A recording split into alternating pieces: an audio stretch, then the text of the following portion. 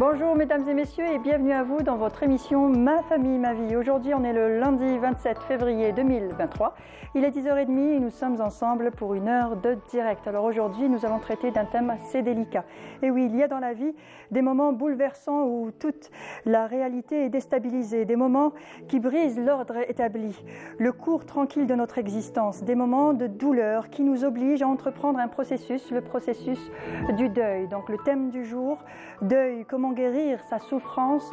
Donc si vous voulez nous poser des questions, si vous avez des témoignages, je vous propose de composer le 021 23 98 91, le 021 23 98 91. Le deuil, oui, cette expérience intime est souvent taboue.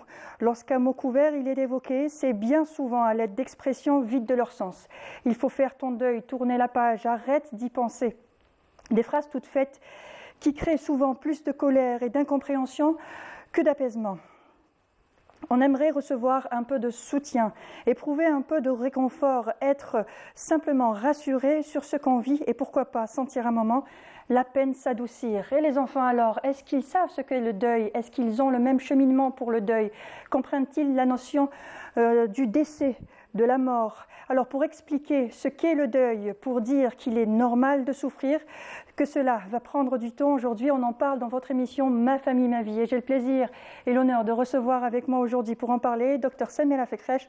Vous êtes psychologue, directrice générale au Centre de recherche et application psychologique. Bonjour et merci d'avoir accepté notre invitation. Bonjour Monia, bonjour à tous les téléspectateurs et téléspectatrices.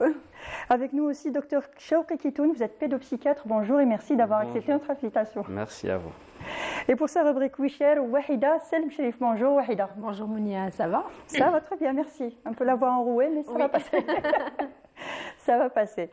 Alors, le deuil, ce n'est pas oublier ou effacer la peine, mais un processus de cicatrisation qui fait que la plaie guérit correctement, n'est-ce pas, docteur Fekrech? Exactement, c'est très important que le processus guérissant se fasse dans le temps, se fasse convenablement et correctement, de prendre en considération la peine qu'a la personne et d'être aussi avec cette personne dans l'empathie, pas dans la sympathie, parce que si on est dans la sympathie, on est là à partager les larmes, la souffrance, alors que quand on est dans l'empathie, on comprend la douleur de la personne, mais on l'amène à sortir de cette douleur et à terminer son chemin de vie. Donc c'est très important que la personne qui est en deuil arrive à tracer un chemin de vie, que la vie ne s'est pas arrêtée à la perte de l'être cher. Quand on parle de deuil, généralement on l'assimile directement au décès, mais un deuil c'est aussi faire le processus de vie face à la perte d'une amitié, face à la perte d'un emploi, face à un vol, face à un viol, face à une agression. Donc tout ça amène à faire des deuils dans notre vie. Le deuil qu'on considère le plus difficile à faire, c'est la perte d'un être cher. Et autant la relation est très étroite, autant le deuil nous paraît plus difficile à surmonter. Alors qu'il n'y a pas de choses insurmontables. Il y a des conceptions de vie, des idées qu'on n'arrive pas à surmonter. Donc il faut vraiment aller dans cette optique de surmonter tout événement et toute émotion qu'on vit au quotidien. D'accord. Alors quand on parle de deuil, on parle souvent qu'il existe des étapes des étapes dans le deuil. Est-ce que ça existe réellement ou c'est propre à chacun? Chacun à sa façon. On n'est pas obligé de faire ces étapes-là comme on les trouve souvent sur les livres de développement personnel, voilà. Surtout. Exactement. C'est vrai, ces dernières années, on entend beaucoup parler de certaines étapes et qu'on a schématisé et c'est devenu un conditionnement. est obligé, pour sortir d'une situation, on est obligé de passer par tel et tel chemin. Alors que non, l'être humain, et chaque individu est individuel. Donc chaque individu a sa propre vie, a sa propre histoire, a son propre vécu, a son expérience de vie qui fait que chaque événement, il le vivra différemment dans la même famille. Ils sont 3, 4 frères ou 4 sœurs à perdre leur père ou leur mère. Chacun vivra son deuil à sa manière. Il y a celui qui va pouvoir faire son deuil au bout de 3 jours, d'un mois. Il y aura celui ça lui prendra 10 ans pour faire son deuil. Et peut-être il ne le fera jamais. Donc ça dépend de l'accompagnement qu'on a, de nos expériences de vie. Donc il ne faut pas se cloîtrer dans des conditionnements. Et surtout, là, j'adresse un appel à nos téléspectateurs et téléspectatrices qu'il faut faire attention à tout ce qui circule sur les réseaux sociaux, dans la grande distribution, je dirais, des livres aussi sur le développement personnel, où on est en train de donner de fausses informations et de fausses idées. On est en train de conditionner les personnes de manière qui crée plus de maladies et plus de troubles. Donc faites attention à ce que vous allez consommer comme idée reçue, qui conditionne toute une vie. Exactement. Et justement, pour parler, avant de commencer à parler de deuil, avant de commencer à parler de mort aux enfants, il faut d'abord savoir parler aux enfants. Alors, comment parler vrai aux enfants? Pouvez-vous nous donner les grandes lignes? Quelle posture prendre? Quels sont les mots pour parler tout simplement à un enfant avant de commencer à parler de sujets importants? Dr Kitoun. Pour parler effectivement donc aux enfants de deuil ou de mort, il faut savoir que c'est une histoire à plusieurs chapitres. Quand on parle de la notion de mort ou de deuil chez l'enfant, parce qu'elle dépend de plusieurs facteurs donc, qui s'intriquent entre eux. Il y a l'âge, le développement intellectuel, cognitif, affectif, le milieu social, culturel, voilà. Donc la façon dont l'entourage proche se comporte, comment on parle de la mort dans la famille. Pour certains, c'est une fatalité, pour d'autres, c'est un au revoir, mais on se reverra après. Chacun, comment est-ce qu'il apporte l'information à l'enfant. Et à chaque moment donc, du développement, comment l'enfant donc, va comprendre cette notion. Concernant donc, la posture et de comment parler à ces enfants-là, donc, il faut éviter certains pièges. On va aller directement vers les pièges, comme par exemple, c'est-à-dire masquer la réalité. Donc maquiller, pervertir la réalité. Mentir aussi. Il ne faut pas mentir. Faut surtout pas mentir. Donc c'est une histoire de... on connaît certains où l'annonce de la mort a été dite un mois après. Oui. Donc ça a été caché pendant un mois. Ça a été caché pendant un mois. Ensuite, ce qui se passe, c'est qu'on peut créer chez l'enfant un sentiment donc, de trahison. C'est le culpabiliser. C'est-à-dire pourquoi? C'est-à-dire tout le monde est au courant sauf moi. Alors que eux, ils sont très très observateurs, les enfants. Ils voient très bien l'entourage, quelque chose qui ne va pas, il y a du monde, les gens sont tristes, il y a un changement de routine. Ils ressentent aussi des émotions, ils ressentent pas mal de choses. Bien sûr qu'ils ont des émotions, et surtout que les émotions chez l'enfant sont très fragiles, parce qu'il y a la genèse de ces émotions-là. Déjà, le fait de les maîtriser et de les verbaliser c'est un travail laborieux pour eux. Il y a l'apprentissage donc de l'émotion. Donc comment leur parler? Après, tout dépend aussi de la circonstance du décès. Mais avant de parler de décès, justement, quand on s'adresse à un enfant, c'est pas comme si on s'adressait à un adulte. Il y a des façons de faire, il y a une posture à avoir pour parler à un enfant. Et la règle, c'est la règle, c'est de parler simplement et directement. Oui. Des mots simples, pas trop compliqués. Pas trop compliqués. Oui. C'est dire les choses comme elles le sont, ne pas raconter une histoire, être direct et simple, avec des mots choisis. Donc ne pas être surtout, il faut que l'adulte, même quand il parle à l'enfant, il doit faire un travail sur lui-même. Il ne doit pas être lui-même dans un tourbillon émotionnel où quand il va parler à l'enfant, il va être dans l'hystérie, il va être dans l'agitation. Il faut que déjà l'adulte fasse un travail avec lui-même.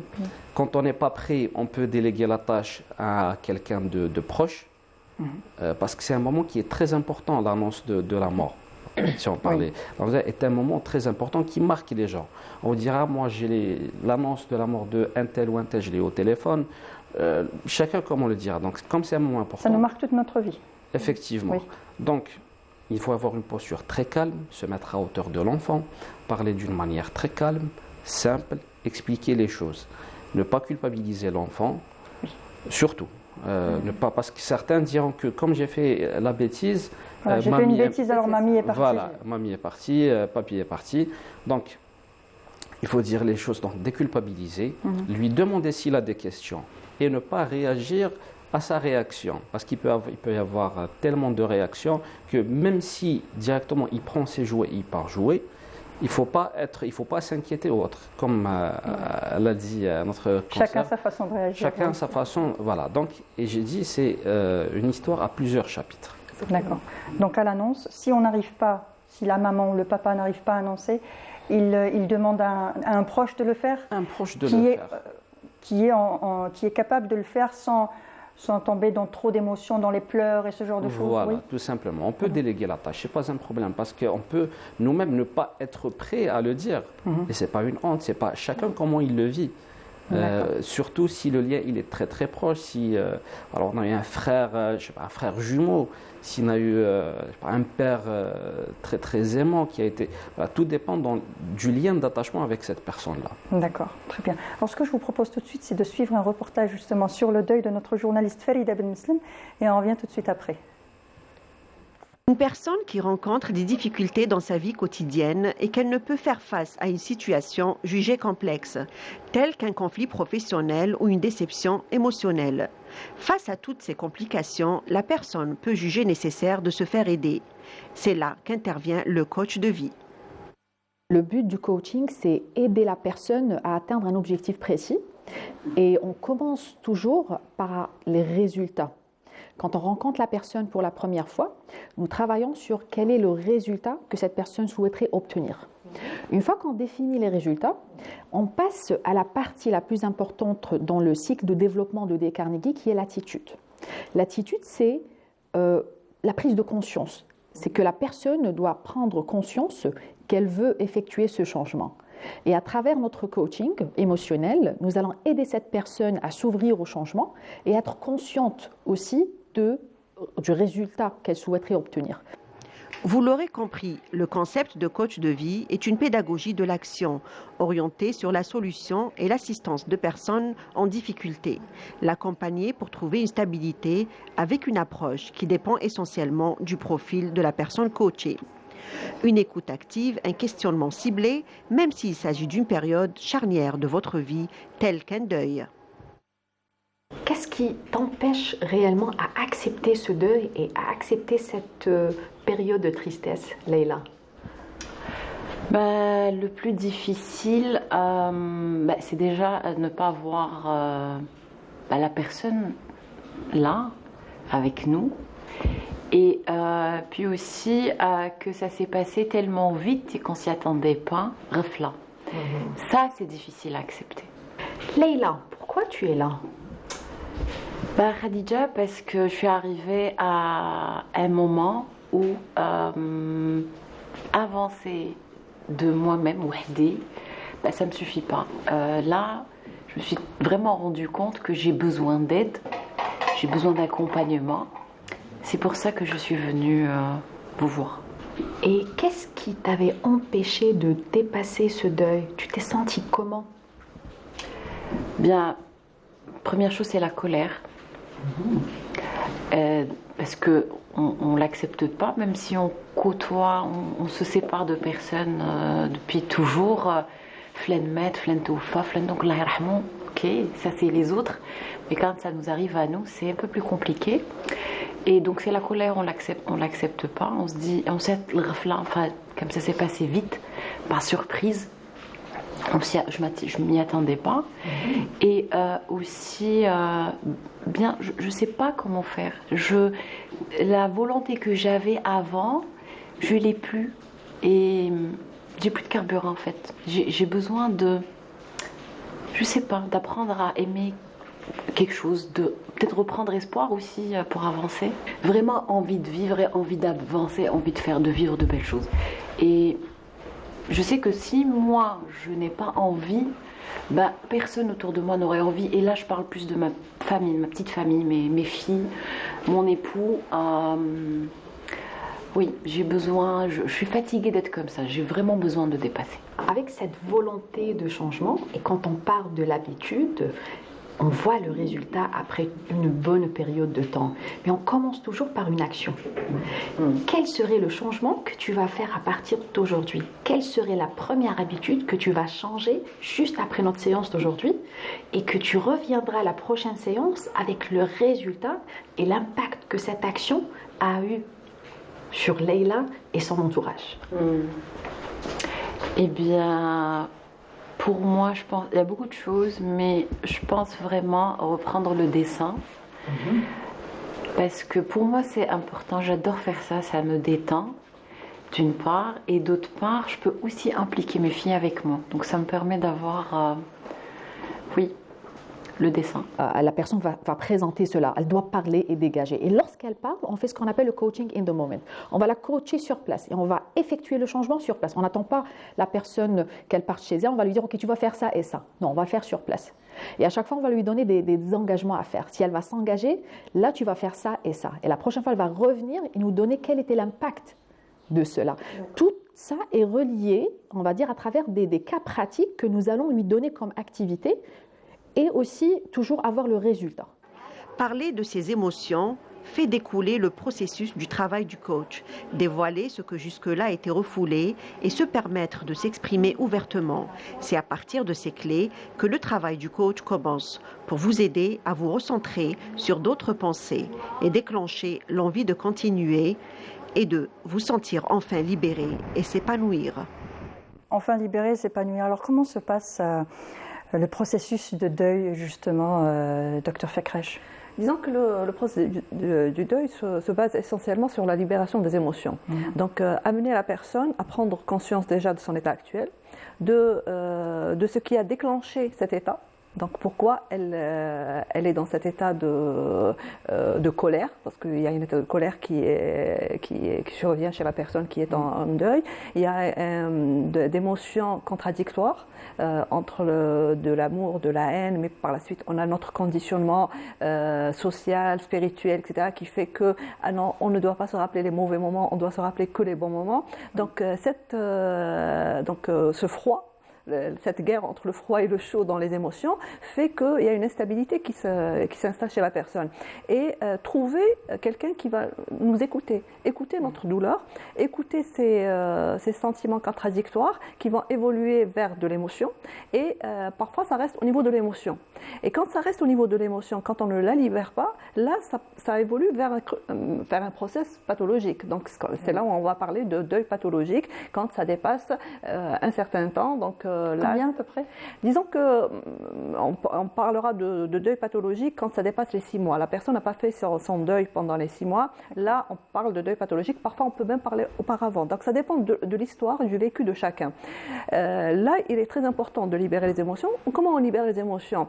C'est très important déjà qu'il y ait de l'écoute, qu'il y ait un moment où on laisse la personne seule. Elle a besoin de se retrouver. C'est pour ça que même dans notre un petit peu composition sociale, on parle du deuil pendant les 3 jours. Les 3 jours, il y a toute la famille, il y a les amis, il y a les voisins, etc. qui nous entourent. Mais au bout du 3e jour, ce qu'on appelle dans notre tradition le faraq, donc chacun rentre chez soi, ça permet à la personne de se retrouver, de se recueillir avec elle-même d'abord avant de se recueillir sur la personne, sur la tombe de la personne.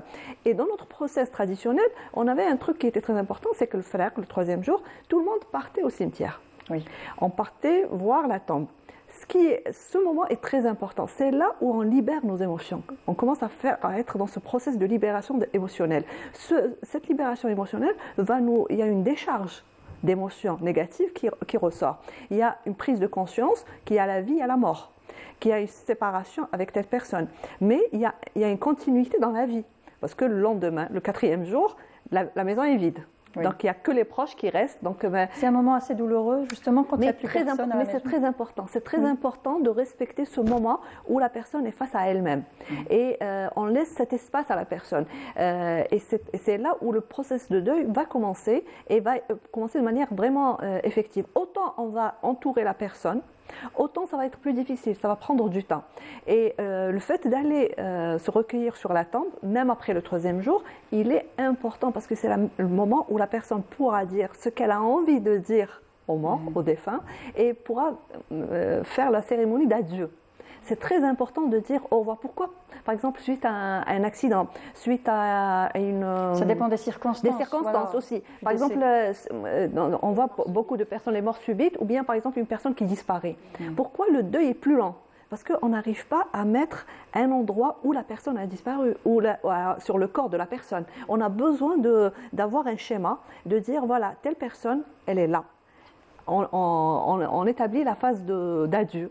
C'est beaucoup plus brutal, enfin c'est beaucoup plus difficile quand la mort est brutale, quand elle survient, quand c'est inattendu. C'est inattendu parce que quand on essaie de ne pas penser à la mort et un petit peu quand on revient à notre culture traditionnelle, on a quelque chose un petit peu de négatif, c'est que la mort, la maladie, on ne met pas de mots sur ça. Par exemple, une personne qui a un cancer, on ne mettra jamais le mot cancer. Si c'est sur la mort,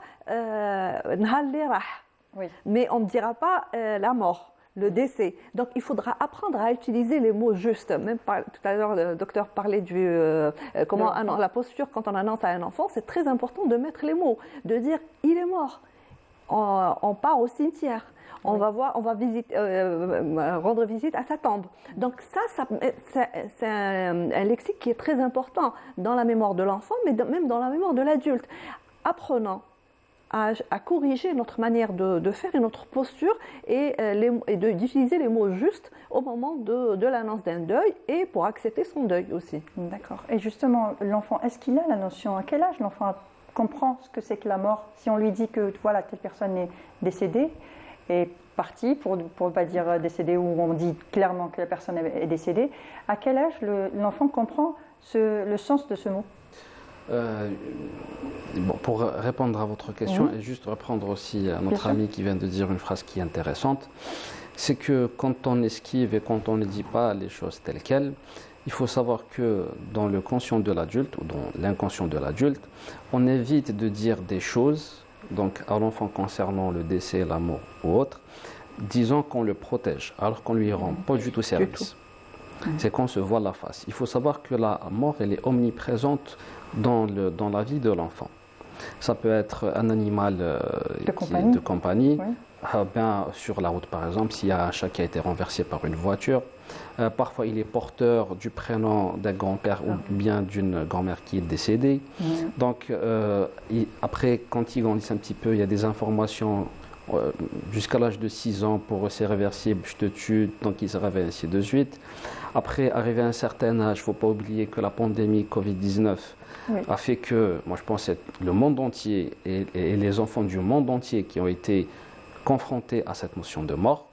Voilà, donc il ne faut pas, comme j'ai dit tout à l'heure, maquiller la réalité.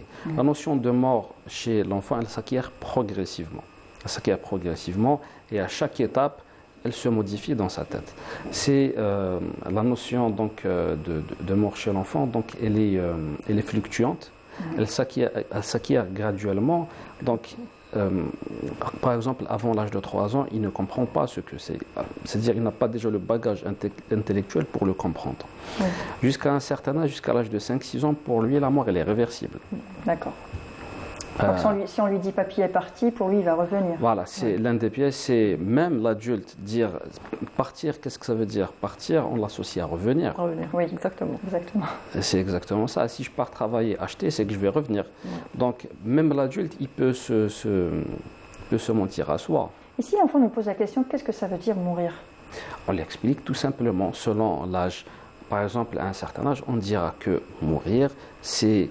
Donc on arrête de respirer, on explique la mort, disons que voilà, c'est comment dirais-je, c'est le fait d'arrêter de vivre, on ne respire plus, on ne parle plus, on ne peut pas être avec les proches. Voilà, donc c'est après expliquer qu'il y a une finalité à la mort, que voilà, une fois qu'on est mort, on est mort. Le problème aussi, c'est qu'on n'investit pas aussi les enfants dans ce processus de fin de vie.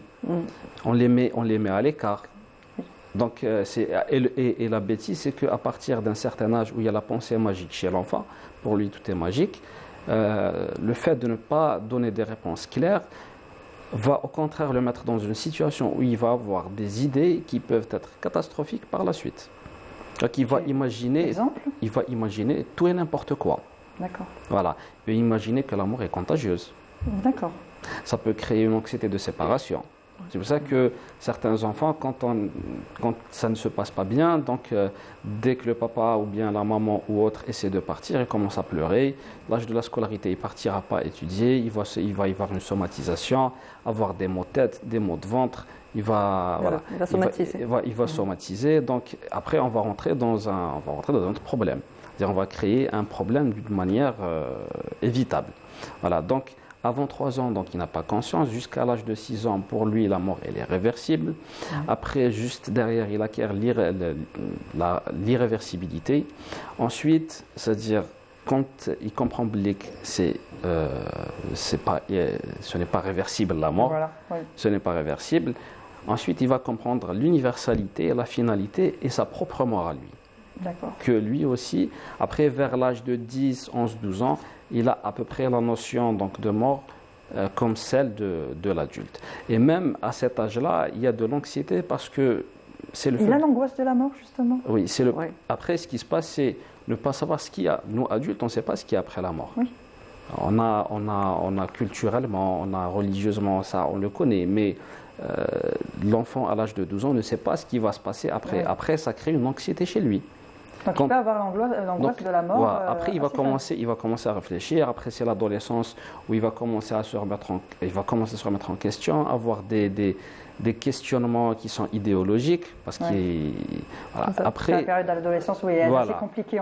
Après, c'est compliqué, tout se mélange. C'est pour ça qu'il faut être, comme j'ai dit tout à l'heure, il faut être clair et simple quand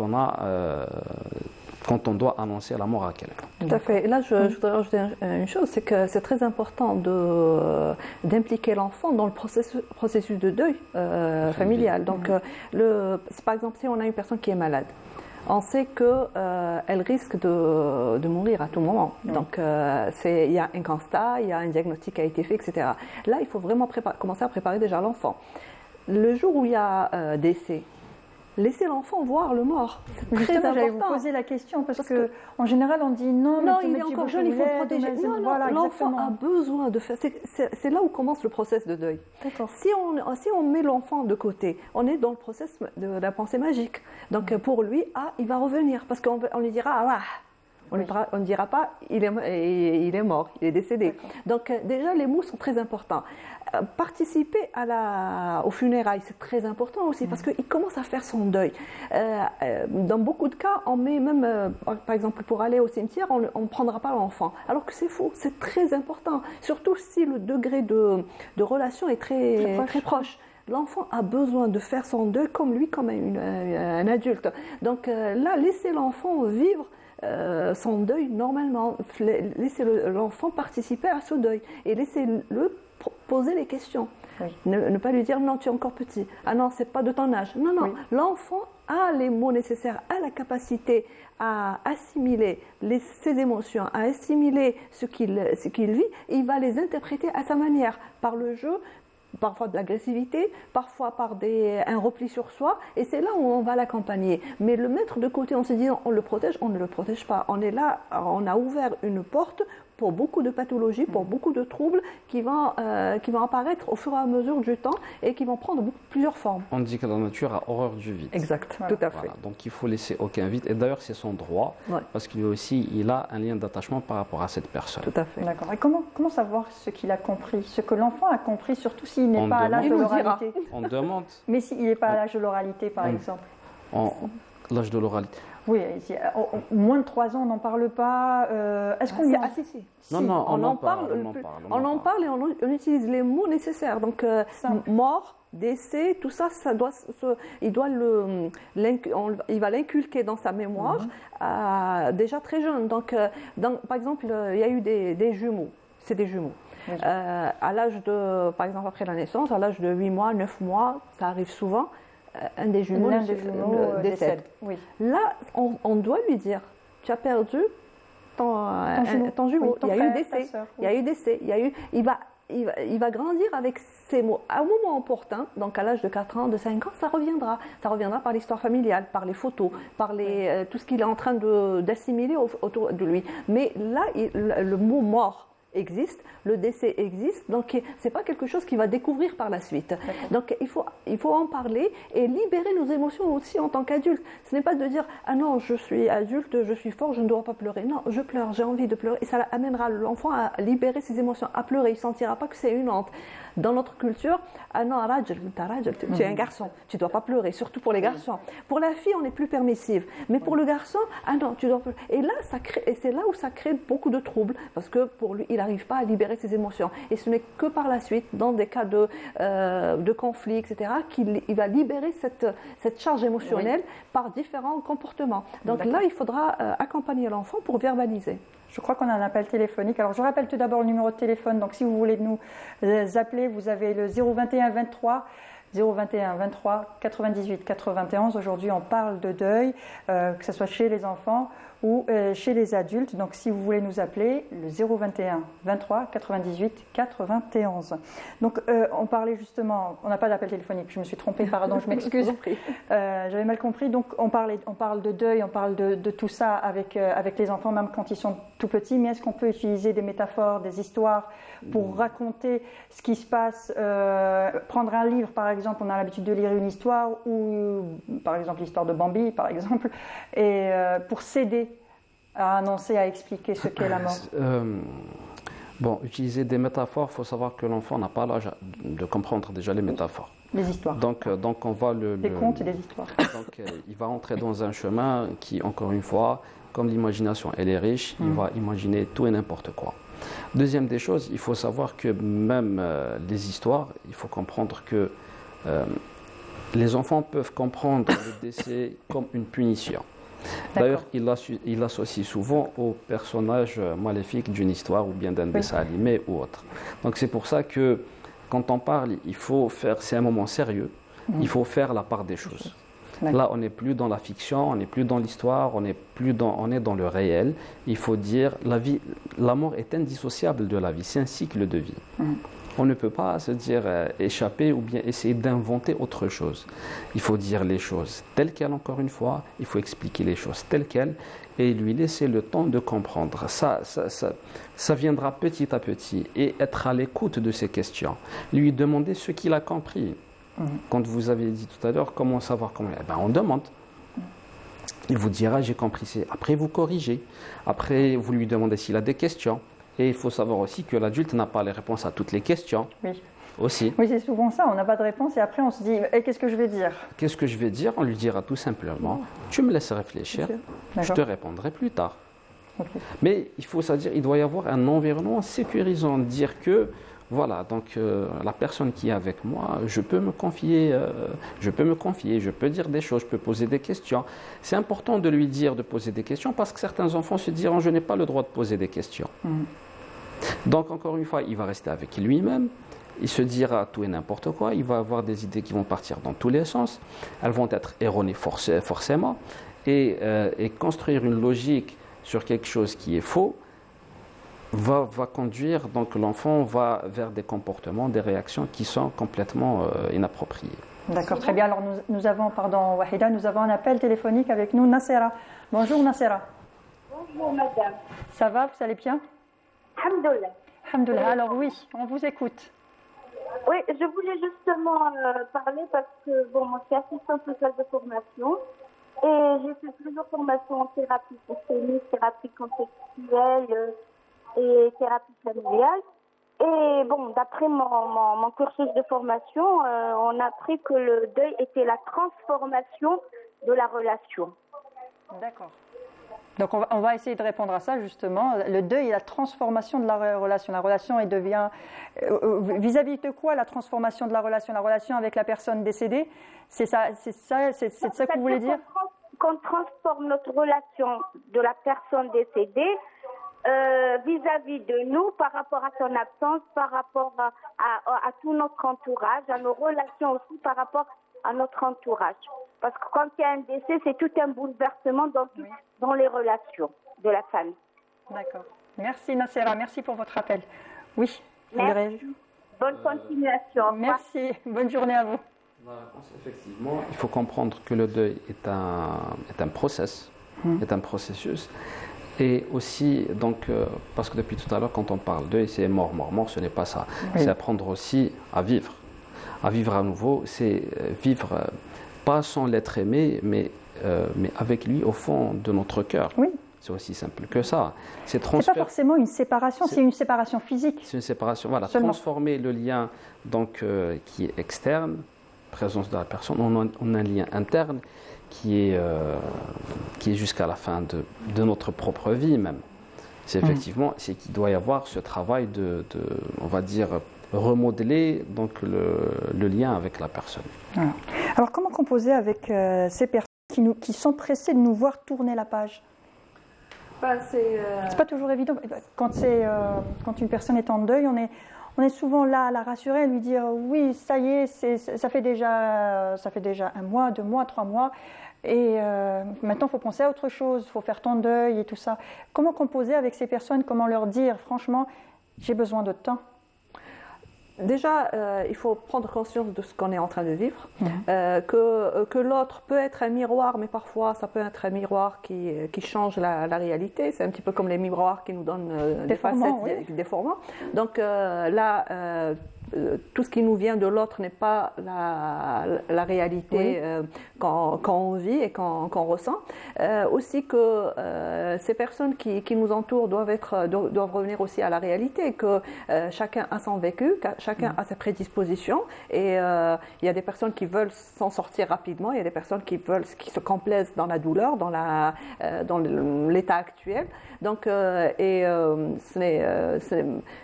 notre rôle, ce n'est pas seulement de dire à la personne tu dois t'en sortir, mais l'aider et l'outiller pour s'en sortir. Donc ça ne doit pas être un harcèlement, parce que s'il y a harcèlement, si on répète ça, la personne va ne plus répondre au téléphone, ne pas ouvrir sa porte, va devenir, il y a une certaine agressivité qui s'installe chez la personne, donc soit verbale, soit gestuelle, soit dans le comportement, etc. Donc là aussi, c'est aussi un moment où la personne devra prendre ça comme un déclic. Donc c'est à elle de prendre les choses en main. Si les autres nous dérangent par leur réplique, tu dois t'en sortir, c'est qu'à un moment ou à un autre, on doit se poser sur soi-même et se dire, donc il y a quelque chose qui cloche. Oui. Donc il y a quelque chose qui ne va pas. Je dois prendre les choses en main. Donc prendre les choses en main, c'est soit m'en sortir de cette situation, soit rester dans cette situation et assumer et dire aux autres, je me plais dans cette situation. J'ai le droit au chagrin. J'ai le droit au chagrin, j'ai le droit à ressentir ce que je ressens maintenant. Donc c'est aussi une prise de position. Donc la personne ne doit pas être passive vis-à-vis de ce qu'elle vit et de la situation actuelle. Donc elle doit être active en prenant les choses en main et en prenant ses responsabilités aussi. Est-ce que le deuil est le même si c'est une femme ou un homme? Est-ce qu'on prend le deuil de la même façon quand on est femme ou quand on est homme? Il n'y a pas de question de genre, c'est par la suite c'est l'histoire personnelle, c'est le vécu, c'est les conditions dans lesquelles ce deuil se déroule et ce qu'on a consommé comme idée préconçue pendant des années sur le deuil. Mais si là, par la suite, on n'est plus permissif vis-à-vis de la femme dans un deuil que par rapport à un homme, parce que l'homme il va vivre son deuil, il va essayer de le cacher, de le dissimuler, ou bien il va être dans une situation où il va un petit peu je dirais entre guillemets de déprime, mais ça va être permissif dans le sens où il y aura de l'agressivité, il s'impose, donc on a peur de l'amener face à la réalité. On n'est plus permissif par exemple par la suite avec la femme de lui dire les choses en face qu'avec un homme. Donc ça dépend aussi des conditions, du charisme de la personne, de son vécu. D'accord. Et comment apprendre à vivre sans la personne disparue, que ce soit pour les enfants ou pour les adultes? Là, là commence le travail de reconstruction, non? Ben oui. Oui, docteur Keaton. Effectivement, bon, après, à un moment donné, c'est-à-dire quand le deuil, faut comprendre qu'il y a ce qu'on appelle le deuil prolongé. Et ce qu'on appelle le deuil pathologique. Le deuil pathologique, c'est-à-dire en plus du deuil, on a une pathologie psychiatrique qui se rajoute dessus. Soit on peut avoir un trouble anxieux, on peut avoir une dépression. Même pour les enfants? Même pour les enfants. Il faut savoir que la dépression et le deuil sont deux choses différentes. Voilà. Mais du deuil, on peut tomber dans une dépression? On peut tomber dans une dépression. Tout dépend de l'entourage et de comment est-ce que la situation a été vécue. Si l'entourage, encore une fois, parfois on ne fait pas le deuil parce que l'entourage aussi a été agressif avec nous. Comme pour dire tout à l'heure, on ne peut pas dire à une personne fait ton deuil, c'est pas un bouton on-off. Oui. C'est un travail avec soi-même, il faut écouter la personne. Des fois, la personne ne peut pas vous dire parce que vous êtes un membre de la famille. Il y a des choses qu'on peut dire, par exemple, à un thérapeute parce que c'est quelque chose de secret qui peut peut-être trahir quelque chose avec le défunt, bien une relation, on va dire, très particulière avec le défunt qu'on ne peut pas dire c'est-à-dire à un proche. Ensuite, comment faire son travail de deuil juste après? C'est qu'il faut apprendre à vivre, comme j'ai dit, sans la personne physiquement, mais intérieurement. Donc l'intérioriser, garder donc de beaux souvenirs, garder... En parler, parce qu'on a tendance à ne plus parler de la personne disparue. Oui, on a l'impression que si on en parle, on va rendre triste encore plus les membres de la famille. Il faut supprimer tous les décors, toutes les photos, ça c'est pas... Non, il faut en parler de la personne. Il faut se rappeler des moments donc agréables qu'on a fait. Il faut rendre hommage à cette personne, prendre un enfant par exemple et planter un arbre, ou bien faire des choses dans ce sens. Il faut pas effacer la personne, parce que beaucoup de personnes, quand on parle de juste après, c'est comme si la personne n'a jamais existé. Et c'est un constat, c'est-à-dire qu'on voit que tout le monde le fait. Ce n'est pas une ou deux personnes, c'est limite toute la famille, comme si cette personne n'a pas existé. Alors au contraire, cette personne a une histoire, sa propre histoire, la personne. Elle fait partie de notre propre vécu, de notre propre histoire. Moi, je pense que c'est dommage d'oublier une personne. On ne disparaît pas à sa mort. Au contraire, on vit éternellement dans les cœurs des uns et des autres. Exactement. On a l'impression de faire mal à l'autre. Par exemple, si une femme perd son mari, on a peur de lui parler de son mari, ou un homme qui perd sa femme, on a peur de raviver, on va dire, la douleur, de réouvrir la plaie. Je dirais qu'on ravive la plaie en mettant de côté cette personne. Oui. Donc en supprimant de la vie cette personne, de la vie du quotidien, donc des souvenirs, de se remémorer des bons moments, etc. Ça fait plus de mal à la personne qui vit son deuil que de lui en parler. Au contraire, elle a besoin qu'on cite le nom de la personne, qu'on cite les actions qu'elle a fait, les moments qu'on a partagés, du bien, mais parfois même des situations un petit peu conflictuelles, du mal. Oui, parce il était nerveux, c'est très important. Mettons les mots nécessaires pour chaque situation. Une personne, c'est un ensemble d'émotions, de joie, de colère, de différentes réactions. Et il faut se rappeler, mettre des mots sur tout ça, sur cette personne dans les différentes phases de sa vie. Et elle fait partie de nous, elle fait partie de notre histoire.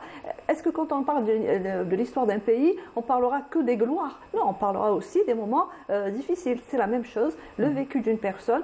Cette personne, on a partagé avec elle des moments bons, des moments mauvais, mais il faut en parler, et il faut le citer le nom, citer ces moments de joie, de peur, d'angoisse, d'anxiété, de partage, etc.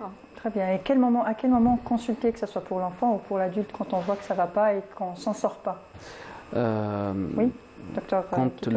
Il faut savoir, c'est que il y a des on va dire des symptômes à surveiller.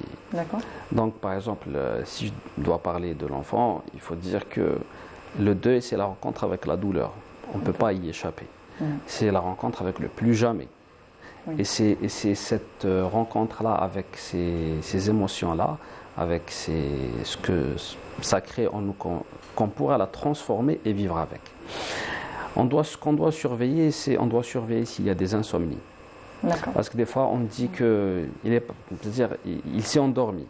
Donc la personne aura peur aussi, l'enfant aura peur de s'endormir. Parce que... Il va nous faire des insomnies. S'il y a un problème de l'alimentation, il ne s'alimente plus. Un problème d'anxiété, ça devient un enfant qui pose beaucoup de questions, dans le sens où il se pose des questions sur tout et n'importe quoi. Il a peur de ceci, il a peur de cela, et si, et si, et si. Si l'enfant s'accroche à ses parents, s'il a peur pour eux, qu'il tombe malade, peur pour lui, de manière exagérée, on ne parle pas de manière... même quand on le rassure, on n'arrive pas à le rassurer. Quoi aussi. On peut voir aussi si c'est un enfant qui a des affects dépressifs, qui ne joue plus, ne s'intéresse plus à ses jouets, il reste tout seul, il pleure beaucoup. Donc voilà. Donc quand il y a une accentuation de signes comme ça qui sont pas habituels chez l'enfant et qu'on n'arrive pas à consoler, même en essayant d'expliquer, on lui demande, là il faudra consulter et voir quelqu'un, voir exactement où est-ce qu'il est le problème. Consulter un pédopsychiatre. Consulter un pédopsychiatre, effectivement. D'accord, très bien. Et pour l'adulte, à quel moment s'inquiéter? C'est aussi pratiquement la même chose. Quand on fait des insomnies, quand il y a des troubles alimentaires, quand on a peur de se retrouver seul, quand on perd confiance totalement en soi, qu'on n'arrête pas de pleurer. Donc là, ça nous amène à penser à consulter. Et je dirais, c'est toujours bon de consulter. Ça va aider à une libération émotionnelle, donc de libérer toutes ces émotions, et de ne pas considérer que ces émotions, c'est une honte, qu'on est des êtres humains, on a le droit de pleurer, de crier sa douleur, de se plaindre, etc. Donc ça fait partie de l'humain. Ce n'est pas une honte de vivre ça. Donc parfois on arrive à s'en sortir seul, mais parfois on a besoin d'être accompagné. Ça peut être en une seule séance, ça peut être 2 séances. Donc, mais je dirais seulement, il ne faut pas considérer que toute réaction, toute émotion est pathologique. Ça fait partie du process naturel de l'humain de vivre toutes ces émotions. Très bien. Et tout de suite, ce que je vous propose, c'est de suivre la rubrique de Wahida Salemchif, Wisher. Après ceci.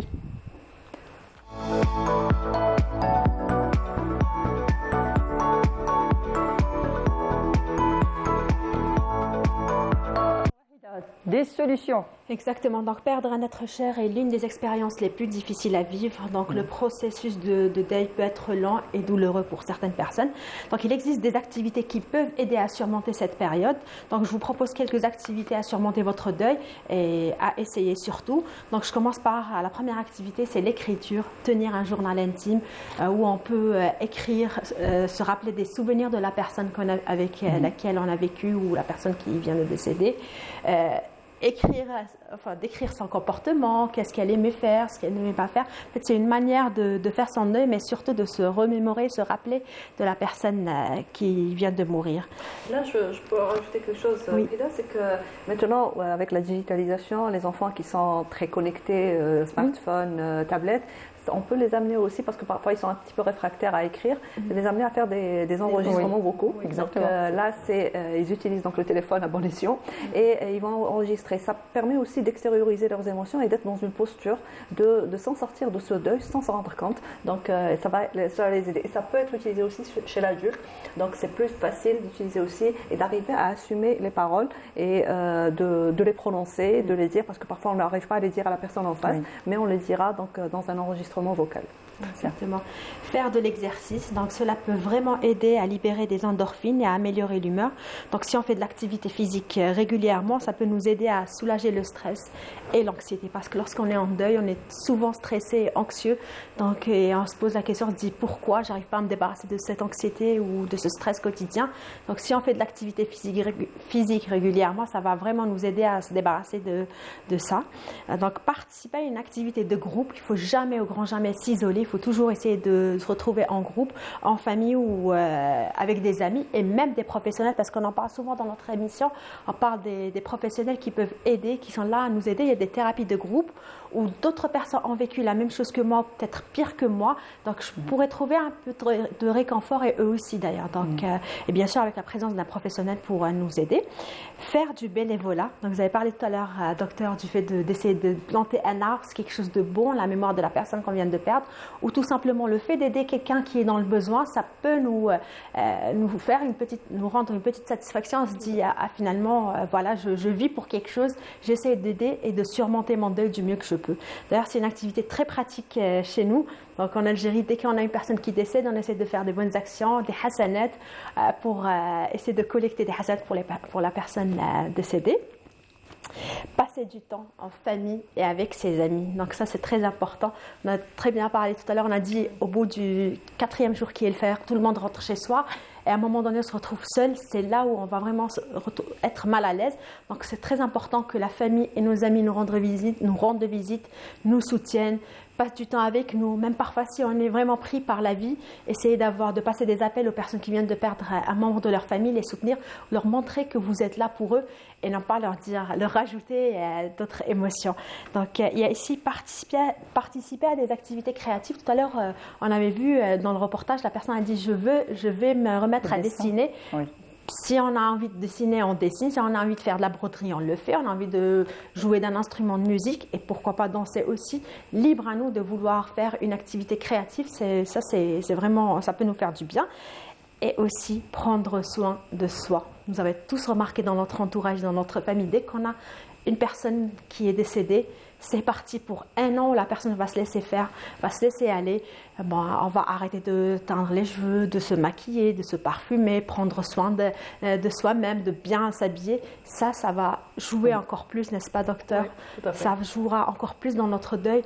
Et au lieu de nous remonter à la surface, donc on va encore creuser, on va encore rester dans notre deuil indéfini. Exactement, l'apparence physique est très importante parce que c'est aussi une estime de soi, c'est une réconciliation avec soi. Donc autant on ne donnera pas d'importance à notre apparence physique, autant on est en train de prolonger notre deuil et réellement on ne se réconcilie pas avec la vie et avec le cheminement de vie. Donc c'est très important de travailler sur ça. Et chez l'enfant aussi c'est important car ça donne l'exemple. Exact, tout à fait. Ça donne l'exemple que voilà, il faut aller de l'avant. Si la personne donc comme vous avez dit donc creuse vers des émotions négatives, se laisse aller et tout, l'exemple à donner n'est pas très bon pour l'enfant. Voilà, donc c'est vrai qu'on a une certaine période où voilà, on ne se maquille pas, donc on ne se met pas. Juste après, on essaie de donner l'exemple à l'enfant, on se met bien, on commence à se parfumer, on revit. Voilà, que, la vie continue. Voilà. Surtout ça. Il y a aussi une autre activité qui peut nous faire du bien, c'est passer du temps dans la nature. Donc si on sort, on va faire des randonnées ou tout simplement aller en bord de mer, cela peut apaiser notre esprit. Et bien sûr, si on admire la nature, ça peut aider à trouver la paix et la sérénité. Exactement, parce que c'est aussi un processus mental de se dire il y a la vie, il y a la mort. Il y a le jour et il y a la nuit. Donc la nature respecte le cheminement de vie et ça nous amène à cette réalité, donc à faire notre deuil de manière très, très subtile. Il y a aussi la pratique de la méditation ou la pleine conscience avec des professionnels encore une fois. Donc la méditation et la pleine conscience peuvent aider à se concentrer, se recentrer sur le moment présent et à réduire l'anxiété. Donc parce qu'on a tendance à vivre dans le passé, à se dire qu'est-ce que j'ai fait ou ce que j'avais pas fait, j'aurais dû. Ou tout simplement on culpabilise souvent quand on perd une personne. Donc des pratiques de relaxation telles que la méditation, le yoga, la respiration profonde peuvent vraiment calmer l'esprit et nous aider à surmonter le deuil. Ça c'est très important et autant on apprend ces techniques à l'enfant très jeune, autant on va l'aider à surmonter ces différentes phases de deuil, soit face à la mort, soit face à la perte d'un objet. Donc c'est aussi cette pleine conscience donc, de notre corps physique, mais de notre corps astral et de se dire qu'il y a un prolongement dans la vie et ça c'est très important à inculquer vraiment très, très jeune. Très bien.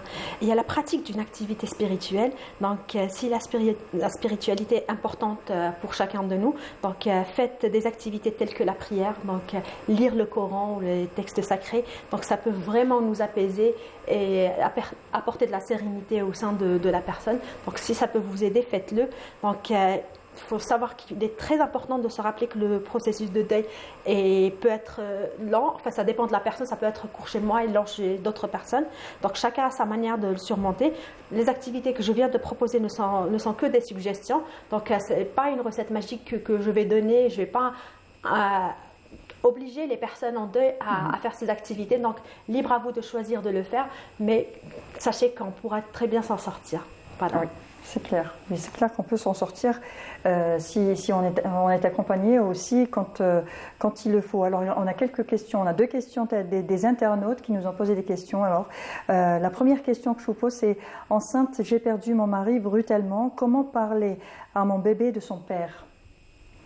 Comment parler à ce bébé qui est né après le décès de son père? Comment aborder le sujet, lui dire qui est son père, qu'est-ce qui s'est passé?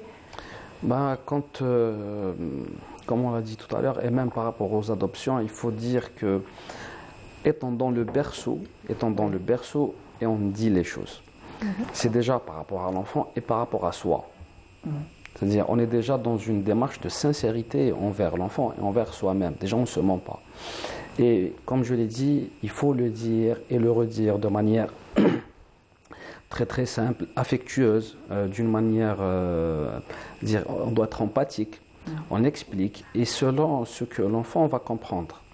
Montrer des photos aussi, c'est-à-dire être dans cette démarche de, comme j'ai dit, il ne faut pas effacer la personne, on dirait, le père, de l'histoire de l'enfant, dire qu'il a existé, la vie est faite ainsi et que on naît et on meurt. On peut avoir des cycles, on peut avoir une vie très très longue, comme elle peut être écourtée par, on va dire, un événement ou un autre. Voilà, il faut le dire et le père, même s'il n'est pas présent physiquement, il doit faire partie de l'histoire de la famille. C'est-à-dire, il doit faire partie intégrante de l'histoire de la famille, de l'enfant, de la mère et de toute la famille. Voilà. D'accord, très bien. Alors, deuxième question, j'ai eu un bébé mort-né. On me conseille de faire un autre bébé. Je ne sais pas si je pourrais. C'est vrai qu'en général, quand on fait une fausse couche ou quand on a un bébé qui décède juste après l'accouchement, tout de suite, les conseils qu'on nous donne, c'est faire un autre enfant pour un enfant pansement, on va dire. Ce que